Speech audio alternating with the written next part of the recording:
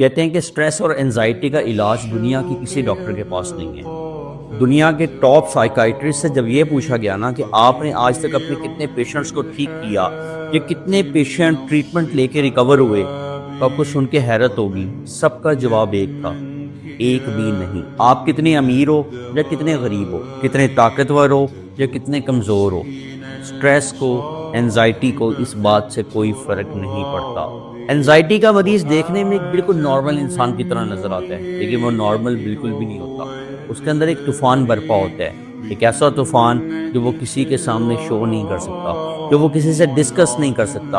اور اگر کسی سائیکائٹرسٹ یا ڈاکٹر کے پاس جا کے اس کو ڈسکس کرتا ہے نا، تو اس کو صرف نیند کو لمبا کرنے کی ایک لامحدود دوائیاں لکھ دی جاتی ہیں، جو بالکل بھی اس کے مسئلے کا حل نہیں ہوتی۔ آخر انزائٹی کہتے کس کو ہیں؟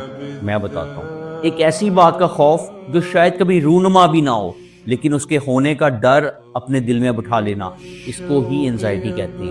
آپ تصور نہیں کر سکتے ہم میں سے کتنے لوگ اس خوف، اس انزائٹی کے ساتھ معاشرے میں زندہ ہیں، لیکن وہ یہ خوف کسی سے ڈسکس نہیں کر سکتے۔ اور دکھ کی بات تو یہ ہے کہ انزائٹی کا مریض جتنا اپنی انزائٹی پہ قابو پانا چاہتا ہے، اتنی ہی یہ انزائٹی قابو سے باہر چلی جاتی ہے۔ اگر مجھے کینسر ہو گیا تو کیا ہوگا؟